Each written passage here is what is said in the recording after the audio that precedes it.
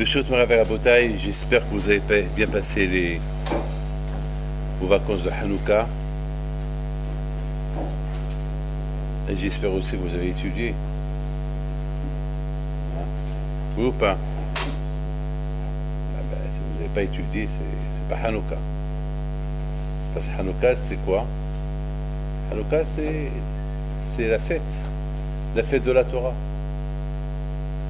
Et je voudrais simplement vous dire que cette année-là, de Hanouka, c'est pas Hashem Shalom pour vous dire que c'était des vacances.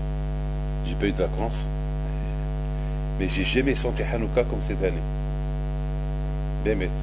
J'ai jamais dans ma vie senti la fête de Hanouka comme cette année. C'est pas parce que j'ai allumé mieux les veilleuses de Hanouka, c'est que j'ai compris plus ou moins c'est que c'était quoi Hanouka. Vous savez, beaucoup des fois, on croit qu'on sait, on ne sait pas. Il y a beaucoup de gens qui divorcent après 30 ans de mariage. Ils s'adoraient, mais j'en ai vu ça beaucoup de fois dans ma vie, même après 40 ans, même après 50 ans de mariage, plus que ça. Et à la fin, ils divorcent. Ça veut dire que finalement, c'est un amour qui s'est éteint. Il ne faut pas que ça s'éteint avec la Torah, il ne faut pas que ça s'éteint. Hanouka, c'est la fête que Ma'alim Bakodesh, Vimamshichim La'alod Bakodesh. On a lu une, après deux, après trois bougies, après quatre bougies, après cinq bougies. Quand ils disent Beit Hillel, Ma'alim Bakodesh, il faut toujours progresser, il faut toujours monter bien. Il faut toujours bien avancer. Et là-bas, il faut qu'ils arrêtent. C'est un shior, il y a un shior. Lorsque Ma'alim Bakodesh, ça veut dire que c'est quoi Ma'alim Bakodesh? C'est-à-dire on progresse, on monte et on monte et on continue à monter et à monter et à monter. Et on n'a pas le droit de s'arrêter. Mais une fois qu'on a allumé les 8 bougies de Hanouka, ça ne veut pas dire que c'est à la fin, mais c'est à toi de continuer chaque jour. Mais de la suite, c'est à toi. C'est à toi.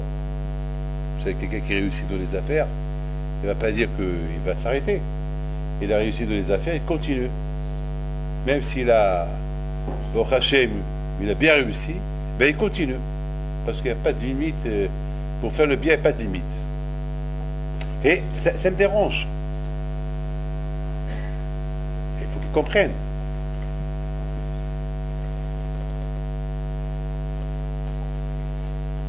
Donc, Ma'alim Bakodesh, mais vous êtes des fous. Il y a un chirurgien en bas et vous restez en haut.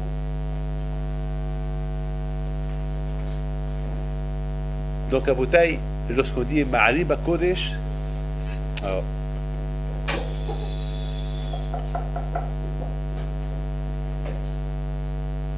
lorsqu'on dit Ma'alim Bakodesh, ça veut dire on progresse, et on progresse, et on continue pas. On ne s'arrête pas, on continue. On continue.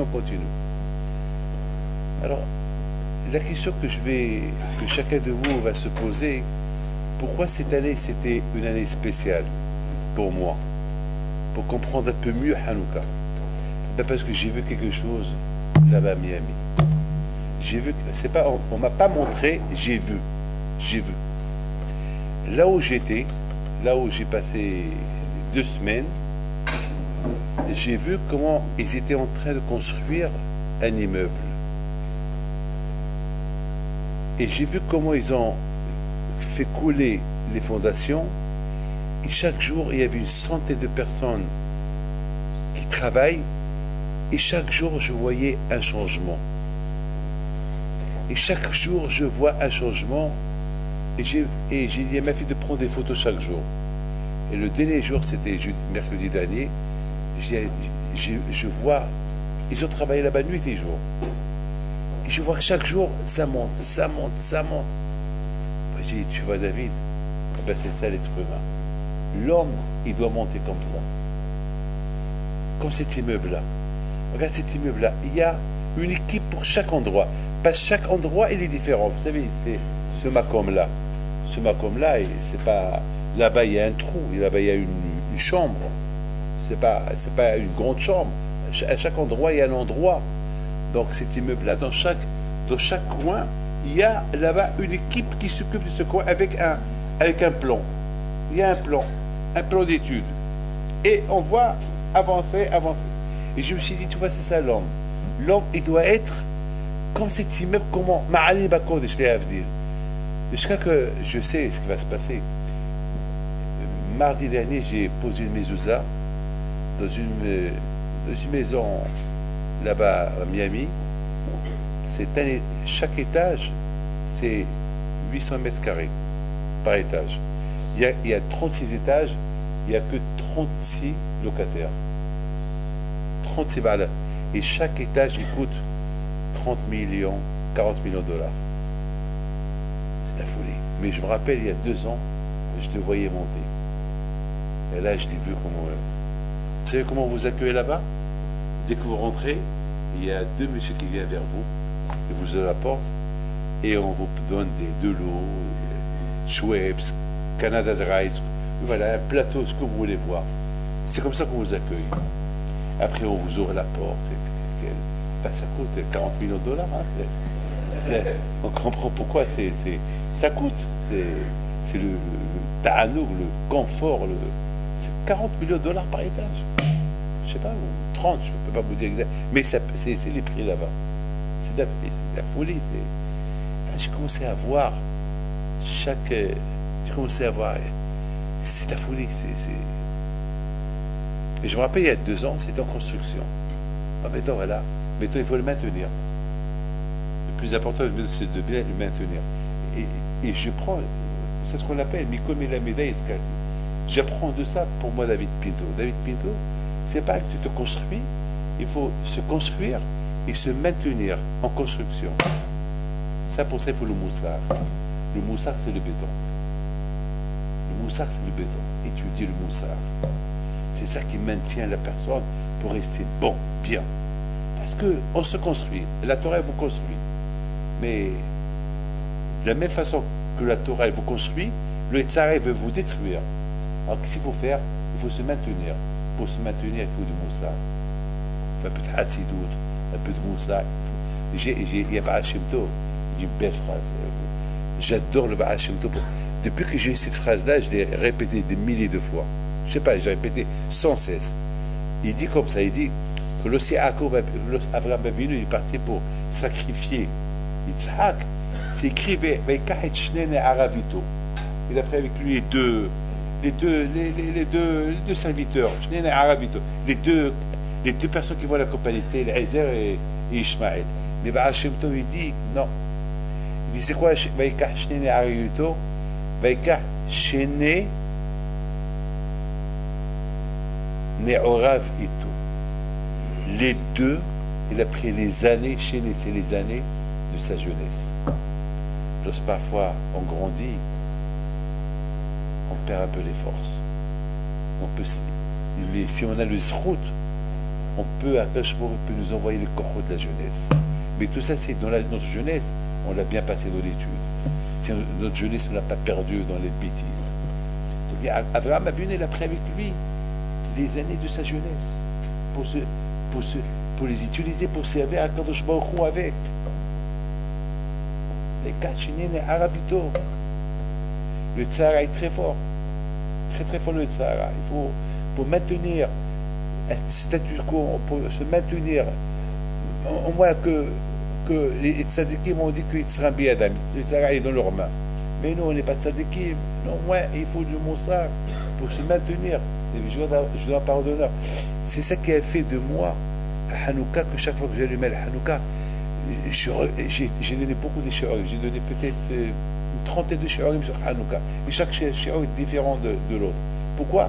Parce que j'ai compris que Hanouka c'est la construction. Hanouka c'est du verbe hinour. Hinour c'est l'éducation. Et l'éducation, c'est pas avec l'éducation, c'est pas avec on est jeune. L'éducation, même à notre vieillesse, il faut s'éduquer. Tout à l'heure, il m'a raconté Rabbi Pinhas Abitan, qui a perdu sa mère, et Zichron Ibrahim Saouda Bathanna. Il m'a raconté une chose extraordinaire. Il m'a raconté que les Mimout, lui, il s'appelait Pinhas. Alors pourquoi il s'appelait Pinhas? Parce qu'on avait un rabbin à Essaouira, il s'appelait Rabbi Pinhas Abisfor. Il n'était pas connu à l'époque. À l'époque, on croyait que c'était un rabbin à Ma'aretz. Personne ne le connaissait. Et quand est-ce qu'il est devenu fameux, Rabbi Pinhas Abisror? Lorsqu'une fois il est parti acheter du poisson pour Shabbat. Il était ani, il n'avait pas d'argent. Alors il est parti pour acheter le poisson, il est parti au chouk le marché de poisson. Il a vu un monsieur, un Marocain, qui vendit du poisson. Mais vous savez, Rabbi Pinhas Abisror était très pauvre, très très pauvre. Il m'a raconté Rabbi Amr Castil, Cheikh, que Rabbi Pinhas Abisror était ani, pour ne pas qu'il y ait Hilul Hashem, pour ne pas que les gens disent comment un tzaddik comme celui-là, il est ani, il est pauvre. Alors le vendredi, il sortait, il remplissait des sacs avec des pierres et du sable ou du papier, pour que les gens croient qu'il a acheté du manger pour le Shabbat. Allez-y voir. Il marchait comme pour ne pas qu'il y ait Hilul Hashem, pour ne pas que les gens disent il fait ça, et comme un tzaddik comme lui, il n'a pas d'argent. Alors Zamak il montrait aux gens, voilà, lui, il n'avait rien dans les sacs. Il rentrait à la maison avec les sacs vides, pour ne pas que les gens parlent. Alors il me raconte, je continue à vous raconter cette histoire qui est fameuse. Il lui dit combien ça coûte le poisson? Il a dit, toi, pourquoi tu as un criel, pourquoi tu as un sou dans ta poche? Qu'est-ce que tu vas acheter? Il dit, c'est ou la queue que tu vas jeter de toute façon, ou la tête que de toute façon tu vas jeter. Il dit, votre Shabbat. Ah, pour ton Shabbat, tu veux la queue ou la tête? D'accord. Je vais te donner et la queue et la tête. Il coupe le poisson, il prend la tête du poisson avec la queue, il la jette sur lui, il le salit. Il dit, là, ça, c'est pour ton Shabbat. Rabbi Pinhas Abisror le regarde devant tout le monde. Hein. Tout le monde a eu de la peine de voir ça. Il lui dit, ce que tu m'as dit à moi, pour que tu m'as sali, j'ai pas de problème. Et parce que tu as insulté le Shabbat, et tu as manqué le respect au Shabbat, alors Shabbat, il se vengera de toi. À l'instant, le monsieur est tombé, il est mort. Devant tout le monde. Et à partir de cette histoire, tout le monde a commencé à respecter Rabbi Pinhas Abisror.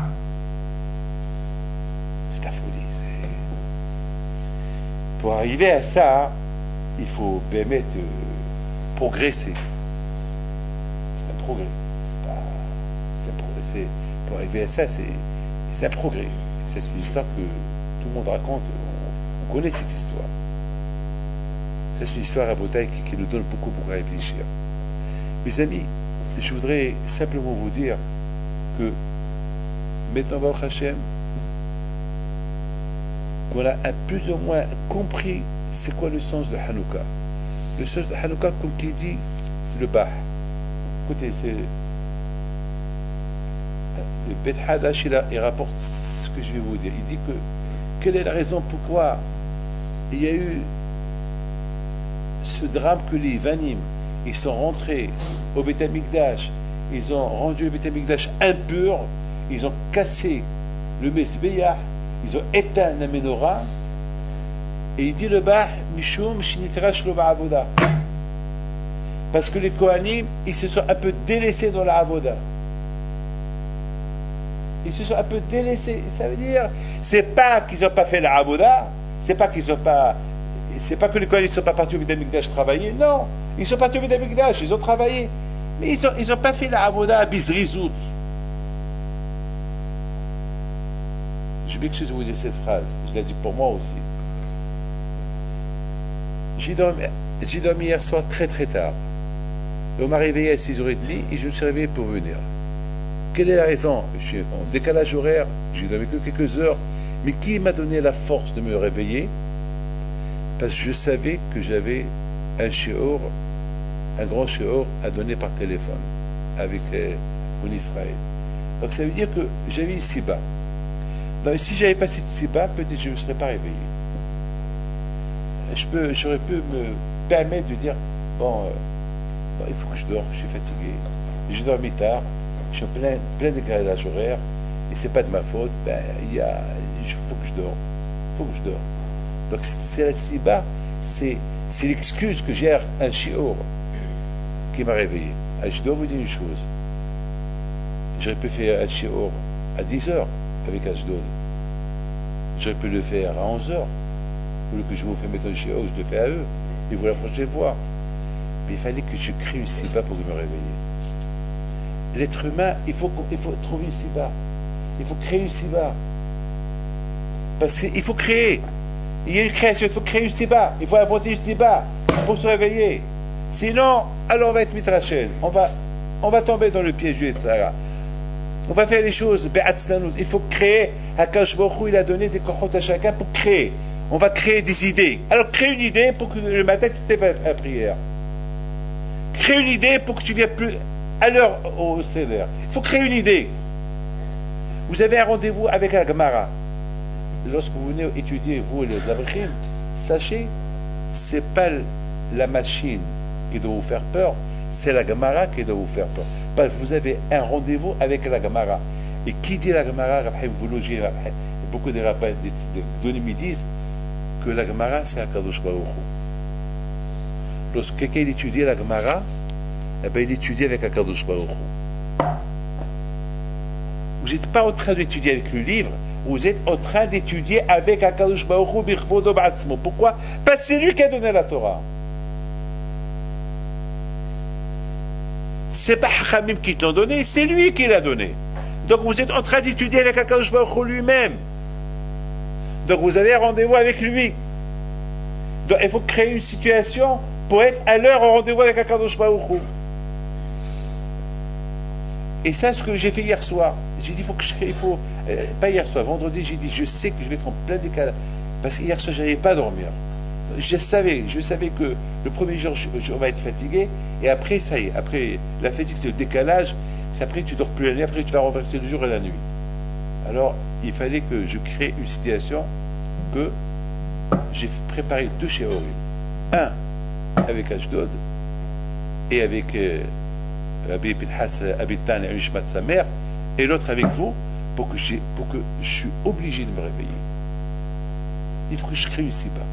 Et c'est ça, Rabotai, les conséquences de Ma'ale Bakodesh. Les conséquences de Ma'ale Bakodesh, les conséquences de Hanouka, c'est comme de voir cet immeuble-là, Bémet, je t'épate, je vois comment même. J'ai oublié de vous dire. Vous savez que tellement que je les vois, parce qu'à Miami, je ne sors pas, il n'y a pas où aller. Je reçois les gens. Où vous voulez que je vais? À la plage? Où voulez que je vais? Ben, j'étais à la synagogue, je reçois les gens, je donne un cours de Torah, et je rentre à la maison, je surveille cet immeuble qui monte. Voilà, j'étais au 9e étage et je l'ai surveillé monter. Et je vois, et à tel point, on dirait que c'était moi le maître du chantier. Mais à tel point que je voyais, écoutez bien, je voyais qu'ils ont fait une erreur dans un coin, parce que j'ai vu le poteau qui était maouïs, qui était un peu tordu. J'ai dit, c'est pas possible. Là c'est pas. J'ai dit, peut-être c'est un poteau spécial, mais c'est pas possible. Tous les poteaux, ils sont droits, celui-là, il est tordu. Et je vois qu'après le soir, ils sont venus, ils l'ont recassé pour. Je dis, voilà, j'ai bien fait mon travail. j'ai bien surveillé. Voilà, on apprend et ne pas être tordu.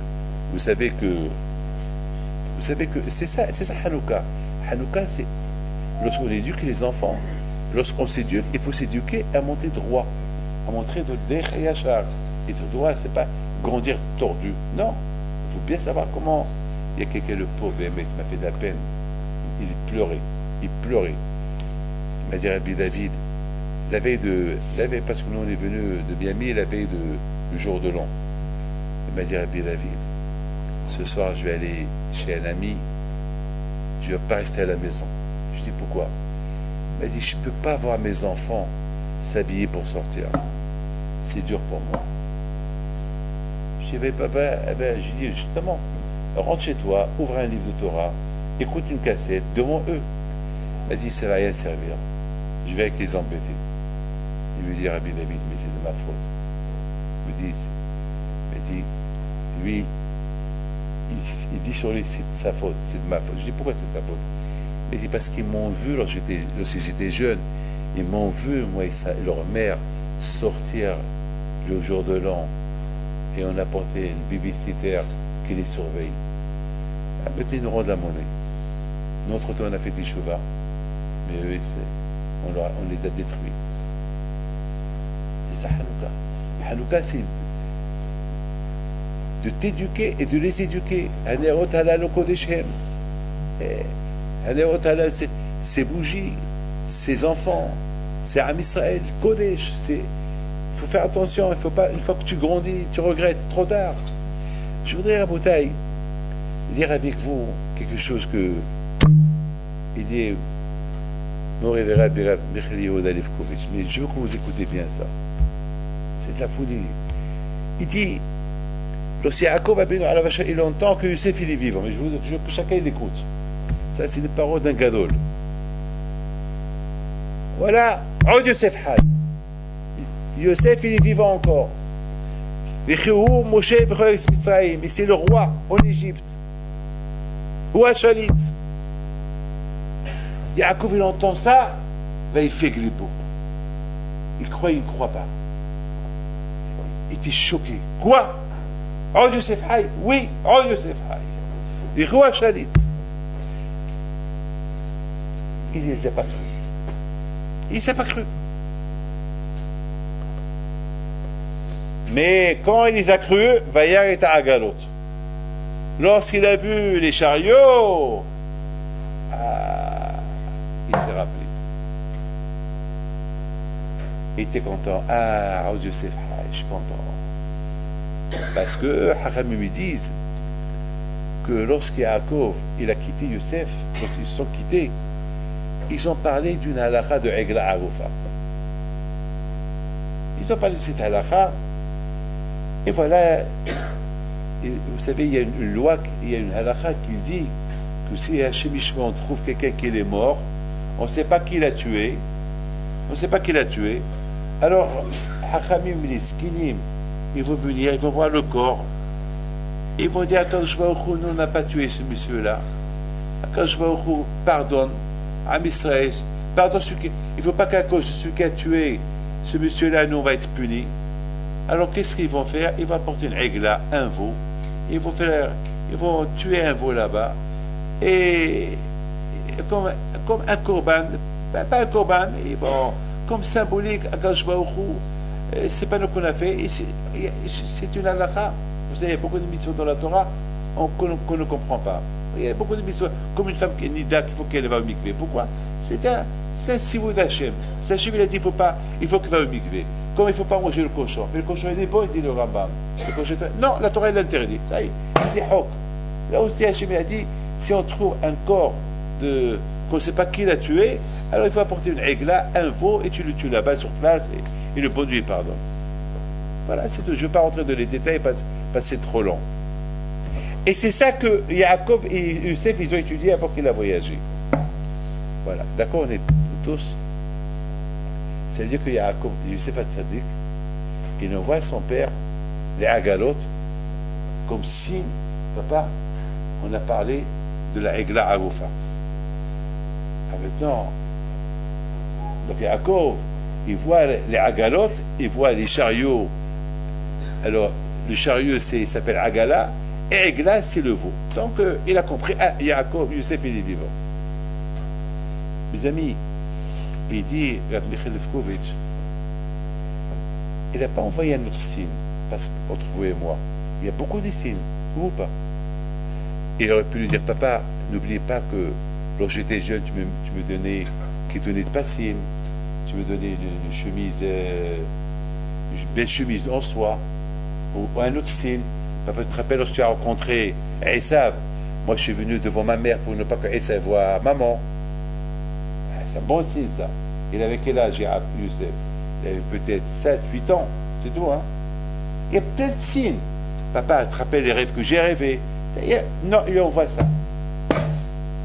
Il voit un signe de halakha. Alors, moi je me suis posé une question. Est-ce que vous vous rappelez ce que vous avez mangé vendredi soir? Peut-être oui. Mais jeudi. Si je vous dis jeudi, qu'est-ce que vous avez mangé? Moi, je ne me rappelle pas ce que j'ai dit la semaine dernière. On ne se rappelle pas. Est-ce que je peux me rappeler qu'est-ce que j'ai étudié Ouais, je me rappelle, chaque fois que je voyage, et il y a quelqu'un qui m'accompagne, je lui dis une halakha. Et je me rappelle qu'est-ce que j'ai dit à Haïm Kurson, il y a 2 semaines. Je me rappelle pas. Comment Youssef se rappelle? Comment Youssef se rappelle? Et comment Yaakov il se rappelle? Après 22 ans, il se rappelle Yaakov de ça? Moi, j'aurais oublié, moi. Est-ce que vous vous rappelez tout ce que vous étudiez? Non. Comment il s'est rappelé? Et de plus, est-ce que dans un moment de regesh, comment dire, voilà, un moment d'émotion, que maintenant Yaakov il entend que Youssef il est vivant, quelle émotion? Il pense à une halakha, il pense à une loi, un din, un halakha qu'il a étudié avec son fils il y a 22 ans. Et c'est fort tout ça. C'est très fort. Les moments d'émotion, on oublie tout pendant les moments d'émotion, c'est l'émotion. Lorsqu'il y a l'émotion, c'est l'émotion. Quelqu'un qui gagne au loto lui dit tu es milliardaire. Est-ce qu'il va se rappeler d'une halakha? Est-ce que quelqu'un vient lui dire dis-moi monsieur, est-ce quoi la halakha de ça? Il dit qu'est-ce que tu fais de halakha? Mais il pense au loto, il pense à l'argent, il pense à la villa qu'il va acheter, il pense où il va les investir. Quoi tu parles de halakha? Quelle halakha? Mais pour le choix là, mais comment? Vaïa il t'a agalot. Fatih le wahi Yaakov. Il a vu la agalot. Oh. Je comprends pas. C'est des choses que je comprends pas.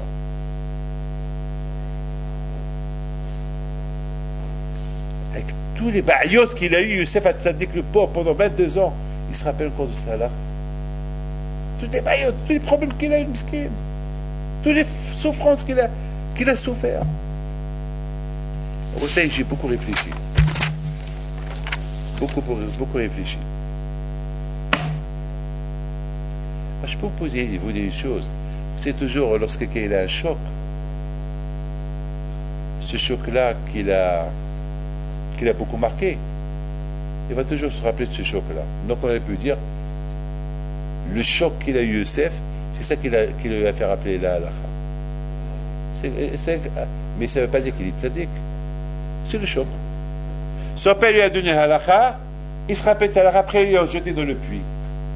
Donc toujours qu'il se rappelle de cette halakha, il se rappelle, chaque fois qu'il se rappelle du puits, il se rappelle de la halakha. Donc ça veut pas dire qu'il est tzaddik. C'est pas une preuve qu'il est tzaddik. Il se peut qu'il n'est pas tzaddik.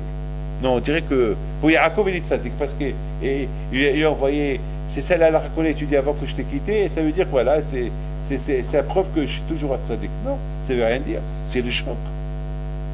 Vous savez, Rabotai, j'ai ici, regardez.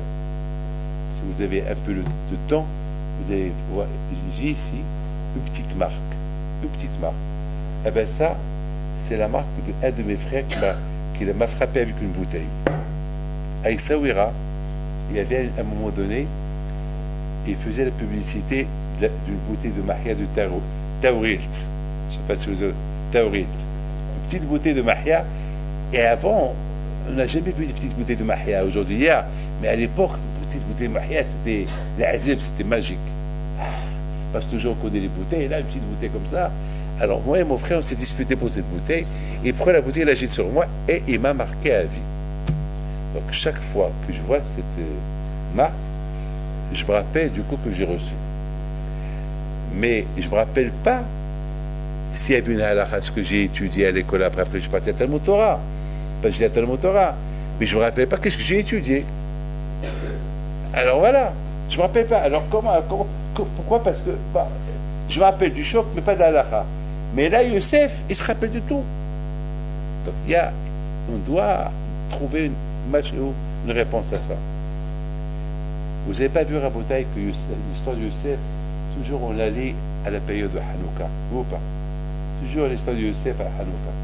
C'est Ma'alim Bakodesh. Si Youssef est resté tzaddik, c'est passe tout le temps Ma'alim Bakodesh. Depuis le jour qu'il a quitté son père, Ma'alim Bakodesh. Maintenant le pauvre il est esclave, le pauvre il souffre.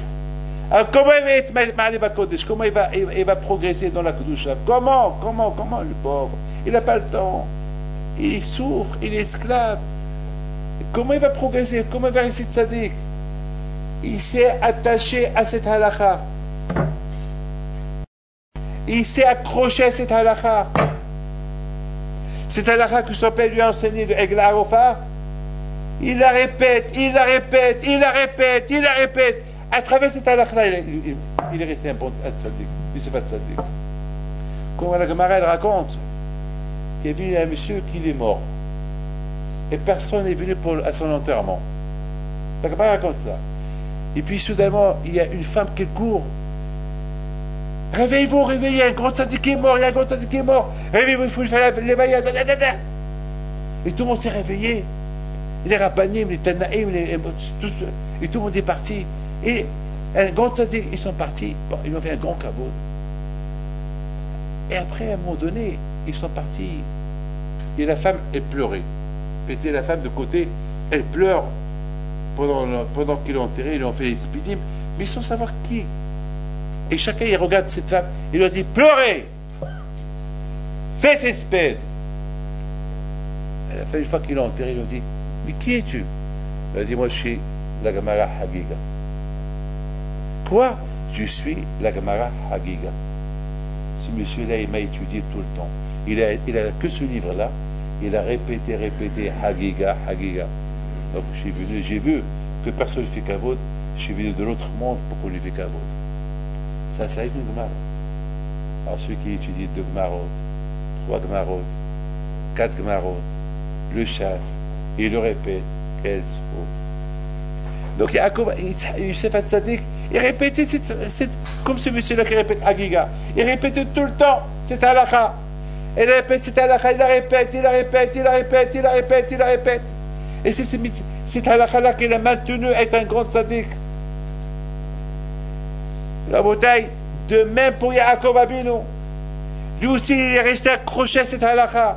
Il a dit, la Torah Magina Matsuli, celui qui étudie la Torah le protège. Comment? Moi, j'ai étudié avec Yosef, cette halakha, elle ne va pas le protéger? Non.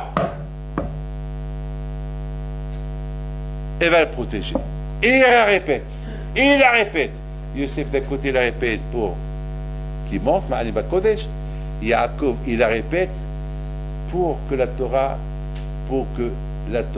elle protège Yosef. C'est halakha qu'il a étudié avec Yosef. Donc il a dit Tarov Torah, c'est-à-dire il ne sait pas s'il est mort ou il est vivant. Pour lui il ne sait pas, mais il a maintenu son étude avec cette halakha qui répète, tellement qu'il a répété Vayarit Agalot. Donc s'il a vu les Agalot, tout de suite, ça y est. C'est pourquoi on n'a pas dit Vayarit Agala? Pourquoi Agalot? Pourquoi les Agalot? Pourquoi les comme les veaux? Parce que tellement que chaque fois il l'a répété, c'est plus le genre qu'il a répété, Agalot. Chaque fois il répète Agala, il répète. Ils sont ça aussi, je sais plus avoir des Agalot. Pourquoi? Pour te dire, papa, voilà. Ce qui va te sauver, c'est cette halakha-là que j'ai répété.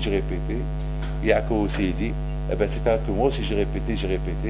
Et voilà, la bouteille, c'est ça, Ma'alim Kodesh.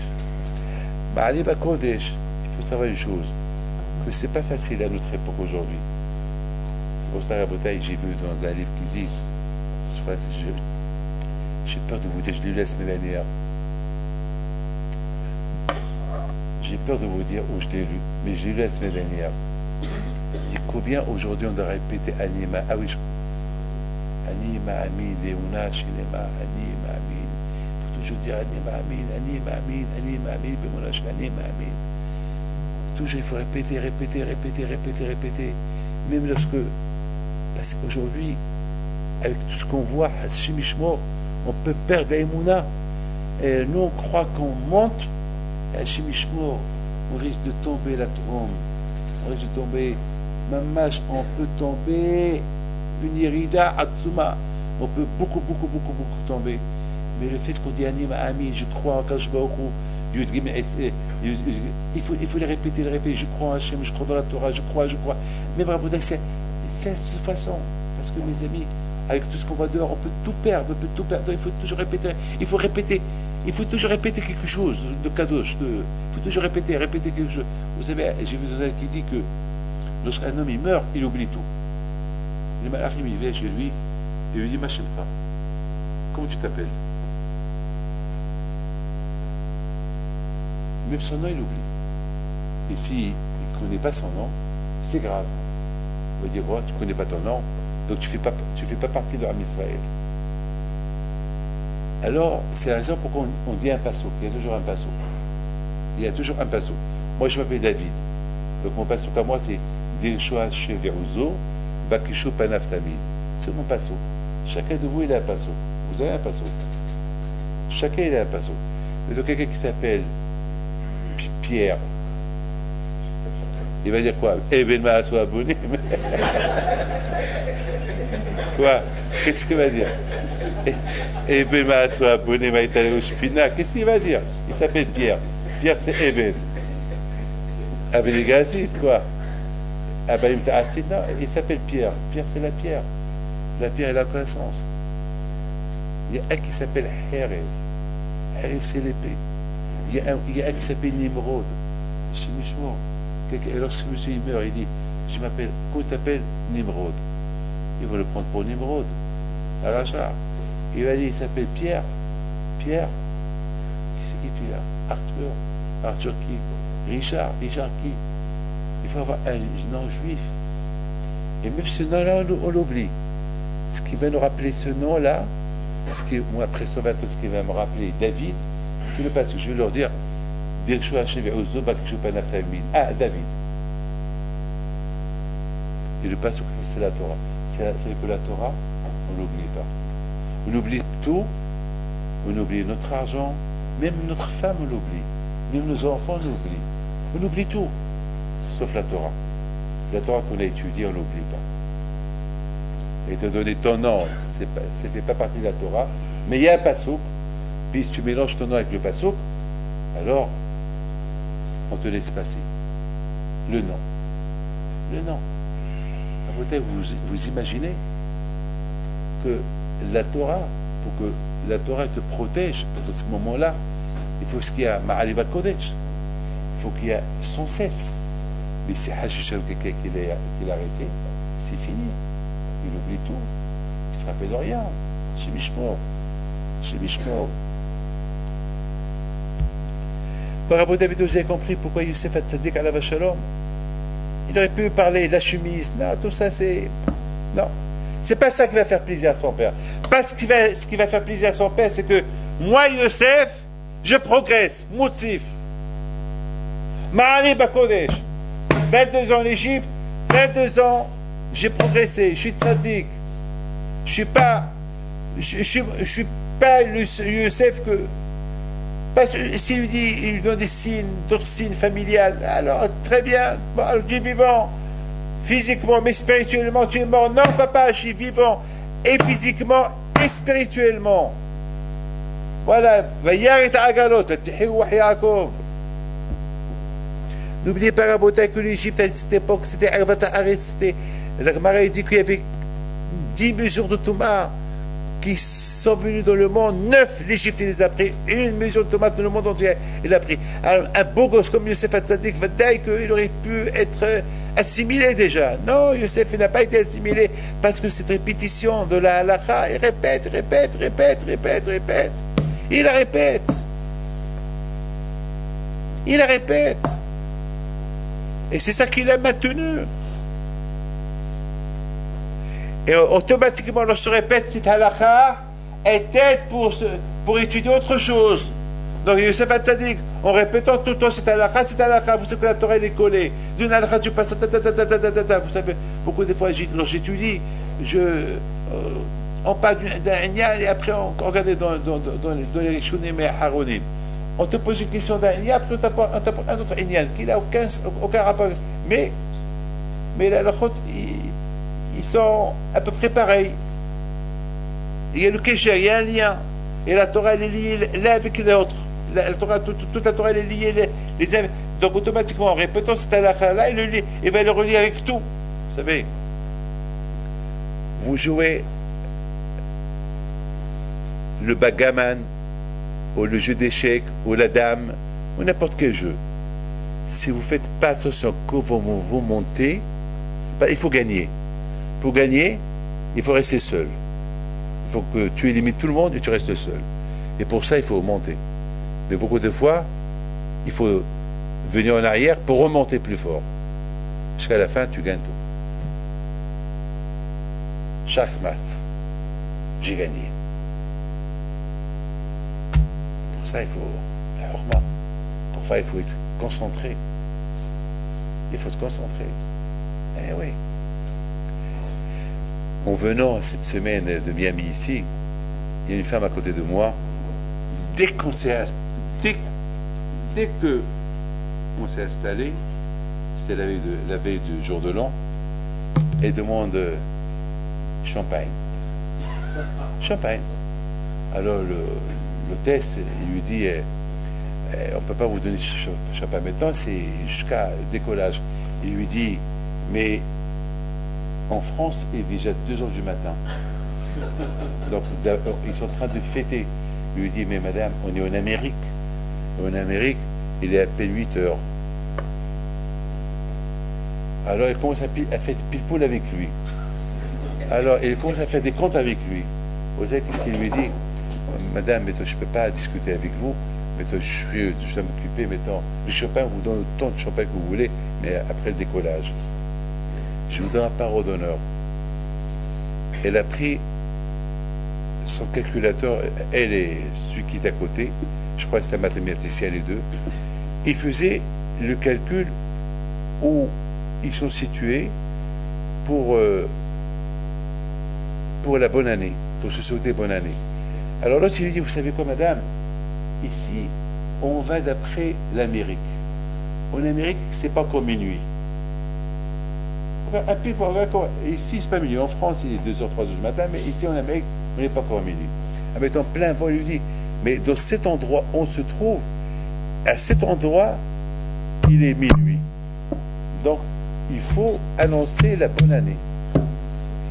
Alors, il lui dit, écoutez, le pilote, déjà, avant le décollage, il a souhaité la bonne année à tout le monde. Il ne veut pas réveiller tout le monde, mettre à cette heure-là, pour vous, pour souhaiter. Mais oui, il faut.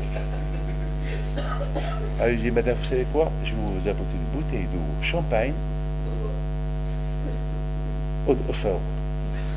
Ça, bois. Il apporte, je vous la parole d'honneur. Hachem, il est témoin. Vous savez ce qu'elle a vu? Mais quelle bouteille, quelle deux bouteilles. Jusqu'à qu'elle est tombée dans les pommes. Jusqu'à qu'ils l'ont pris aux toilettes. Elle a tout vomi. Moi, je n'ai pas dormi. J'étais émerveillé. J'ai dit, Hachem, Marabou Ma'aseka Hachem. Moi, j'étais en train d'étudier, j'écrivais. Et une fois qu'elle est venue, il lui dit, et quelle heure il est? Quelle heure il est ici? Il dit, maintenant ici, il est minuit, 1h du matin. Pour nous, 1h du matin, c'est Ta'anit, elle a commencé. Parce que j'ai calculé, c'était le DTV. J'ai fait le calcul. Moi, je pense à ne pas manger DTV, et à quoi elle pense? Et après avoir tout vomi, et vers champagne. Il lui a dit, Madame Dodo. Il a apporté un verre de coca. Il a dit, mais c'est quoi ça? C'est du coca. Champagne. Madame, non, vous ne pouvez pas boire du champagne, c'est fini. Vous êtes malade, madame, vous êtes tombé dans les pommes. Voilà. Voilà, Rotaille, la différence. La différence, c'est ça. Il n'y a rien à comprendre à Rotaille. Il n'y a rien à comprendre. Il n'y a rien à comprendre. C'est la folie à Rotaille. Yaakov Avinu. On vient lui annoncer Yaakov, Yosef, il est vivant. Il ne croit pas. Il voit les agalotes, il croit. Parce que la Torah, elle est aimée. La Torah, elle est aimée. Il voit les agalotes, oh, il est vivant. Ça veut dire que Yosef, il a maintenu le système de Torah, le système de Emouna en Hachem. À travers la Torah qu'il a répété tout le temps. Ouais. Je vous pose une question, j'arrête. pourquoi Yaakov, Youssef, il n'a pas envoyé une aigla mamash? Un veau. Pourquoi il a envoyé des agalotes? Un veau. Parce que agalote, c'est quoi agalote? Agalote, c'est les chariots. Qu'il envoie un veau. Un veau, ça veut dire, voilà, papa, on est en train de parler. Quelqu'un qu'on a trouvé mort, assassiné, et on ne sait pas qui l'a tué, on apporte un veau, on le tue là-bas. Alors, un veau. Et dès que Yaakov il voit un veau bien décoré, ah non, il envoie des agalotes. Alors, vous savez, Raboutaï, c'est une belle question. Quelqu'un a une réponse? Et la question, vous avez compris la question. Une aigla. Pas agoufa, pas une aigla sans tête, mais une aigla. Une aigla avec sa tête et un cordon autour, ça va que. Voilà, aigla agoufa, aigla que. Aigla agoufa. Pourquoi? Vous savez pourquoi? Parce que Youssef Hatzadik, à la Shalom, il savait que son père, ici qu'en Égypte, on vénère les animaux. Les animaux, c'est de la Aboda Zara. Et si Youssef il a envoyé la Aigla, un veau, il avait peur que son père, il va croire que cette Aigla-là, qu'elle est symbolique à la Aboda Zara. Youssef, il était tellement hacham qu'il a dit, je vais envoyer des agalotes, les chariots. Et les agalotes qui veut dire Aigla. Et comme ça, papa, il va savoir que lorsque je l'ai quitté, on parlait de Aigla Aroufa. On n'a pas parlé de Aigla Aroufa. Parce que si je lui envoie maintenant une Aigla, et si je lui envoie un veau, il va croire que je crois dans les agalotes des Égyptiennes. C'est comme je fais kavod à la agala, au veau qui est Aboudazar égyptienne. Regardez Abouda quel Chokhma le Youssef, et quel Chokhma Yaakov il a eu de comprendre ce que Youssef il a voulu dire. C'est ça le Koh de la Torah. On raconte sur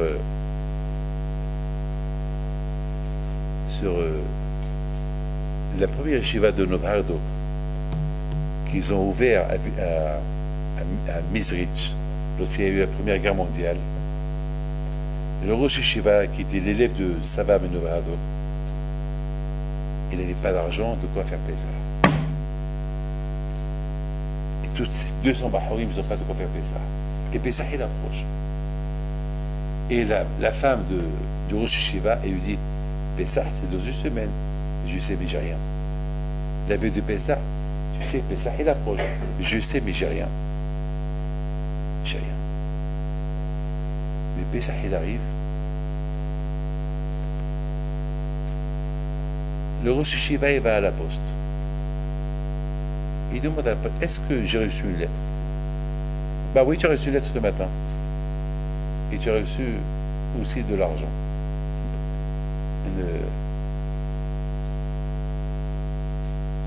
Et combien j'ai reçu? Tant. Et qui me l'a envoyé? C'était le Rosh Yeshiva de Mir. Que lui, le Rosh Yeshiva de Mir, sachant qu'en Ukraine, à Mizrich, il y a là-bas la yeshiva de Novardo, que peut-être il est là-bas, c'est en plein guerre, ils n'ont pas d'argent, il a décidé d'envoyer de l'argent. Et c'était exactement la somme qu'ils avaient besoin de quoi passer Pessah. Et la famille du Rosh Yeshiva et la yeshiva. Ça, Rabotai, c'est le bitachon au Akadosh Baruch Hu. Lorsque vous avez le bitachon au Akadosh Baruch Hu, tu pries à Akadosh Baruch Hu, il y a quelqu'un qui est amir, il pense à toi. Peut-être tu n'as pas d'argent. Il t'envoie de l'argent et tu le reçois le jour que tu as besoin. C'est la folie, ça. J'ai lu ce matin cette histoire. Vous tous, vous avez besoin de quelque chose, ne me demandez pas. Priez à Hachem. Vous tous, vous n'avez pas besoin de moi, ni de personne. Vous êtes capables. Demandez à Akadosh Baruch Hu. Hachem vous donne. Hachem ne va pas vous priver à Hasbi Shalom. Mais il faut lui demander. Il ne vous a pas demandé. Il faut insister. Vos enfants, vous voulez que vos enfants soient Tamidei Hachamim. Ils ne vont pas être Tamidei Hachamim seuls. Vous le mariez. La femme ne va pas tomber du ciel. Il faut prier.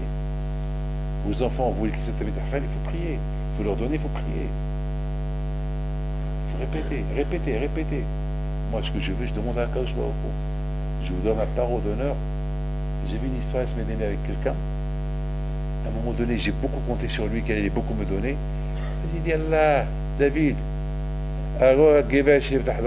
allez, maudit l'homme qui pense à un homme. Lorsque j'ai dit ça, Béhémet, Hachem, il est témoin. Le même jour, un inconnu, il vient, il me donne 2 fois, 3 fois plus. C'est tout. Mais il faut l'enlever de ton cœur. C'est tout. Il faut savoir. Yaakov ibn Alav Shalom, à travers la Emouna de cette halakha qu'il a répété, c'est pas possible. Cette halakha, je l'ai enseigné à mon fils. C'est pas possible que mon fils il va mourir. Il a dit, Tarouf Toraf Yosef, c'est tout. On sait, je sais pas, peut-être il est mort, peut-être il n'est pas mort.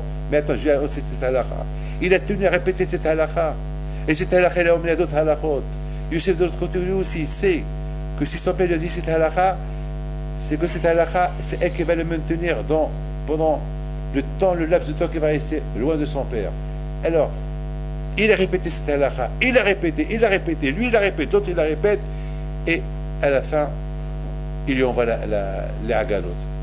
Et lorsque Yaakov il a vu les agalot, pendant l'émotion, ce qu'il a le plus, ce qui a dépassé l'émotion, waouh, mon fils encore, il tient cette halakha. Il répète encore cette halakha. Il était encore accroché. S'il était accroché à cette halakha, c'est qu'il est tzaddik. Voilà. Et c'est comme ça la bataille. C'est comme ça. Et c'est pour ça, hier est à Agalot. Youssef et Binyamin, ils sont là, ils s'embrassent. À quoi ils pensent? Dans ces moments d'émotion, Youssef et puis à quoi ils pensent? Ils pensent à quoi? Ils pensent aux 2 Beth Amikdash qui vont être détruits. Youssef il pleure pour le Beth Amikdash, Binyamin il pleure pour le Mishkan Shilo. Voilà à quoi ils pensent. Voilà alors. Pourquoi? C'est à cause de cette halakha encore. Parce que dans une halakha, cette halakha elle est liée à toutes les halakhot du monde. Lorsqu'on répète une halakha, cette halakha elle va te maintenir sur les rails toute ta vie. Prenez une halakha, répétez-la bien, bien, bien, bien, bien, et vous allez voir le succès que vous allez avoir. Mais il faut bien la faire. Il faut bien la faire. Pendant les moments les plus durs, qu'il n'a pas vu son frère depuis des années, voilà maintenant quand il pense au Beth Amikdash. C'est ça le plus important pour eux. C'est ça, les avodat gdoshim. Youssef Hatzadik, il va à l'encontre de son père. À quoi il pense son père? Bet Yehuda shalach lefanav leorot. Yaakov dit à Yehuda, j'ai peur que je vais voir Youssef avec l'émotion, je vais m'oublier, et je vais oublier, après on va discuter, on va oublier les yeshivot. Allez, avant que je rencontre Youssef, va, je t'en prie, prépare-nous les yeshivot. Comme ça, lorsque j'arrive en Égypte, il y a déjà les yeshivot qui sont ouverts sur place. Voilà la bouteille, comme ça c'était la bouteille. La bouteille, j'espère que vous avez bien commencé maintenant les Sdarim, et bien étudié, et que quand je vous donne Barcha Ve'atzlacha, et Briot Keneratson, et je vous souhaite beaucoup de choses dans vos études Keneratson, et la panassa, une bonne panassa, et le hinour de vos enfants Keneratson, et bien sachez que, n'oubliez pas cette histoire que je vous ai raconté, que il faut toujours vous voir bien monter. Mais c'est pas que monter, mais il faut aussi maintenir la propreté de votre corps. Et ça ne peut se faire qu'avec du moussard. Avec du moussard, c'est tout. Pour nettoyer par exemple une belle table, vous avez une très belle table, vous avez une belle bague, très très belle bague, super belle bague. Mais peut être sale après 20 ans que vous la mettez, pour qu'elle soit brillante encore, pour qu'elle soit encore comme la retaper comme elle est neuve, on approche les bijoutiers, il la lave avec des produits spéciaux, et elle devient comme si tu venais de l'acheter. C'est comme ça la bouteille. Parce que le tsar est très fort. Le tsar, il nous veille un peu, le tsar, dans des systèmes d'habitude, etc. Pour se renforcer, il faut toujours répéter, et se maintenir avec le moussard et avec sa bête Hashem.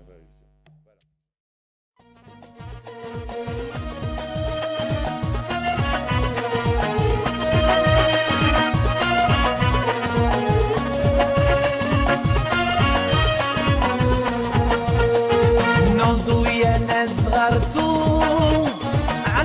حي بنتو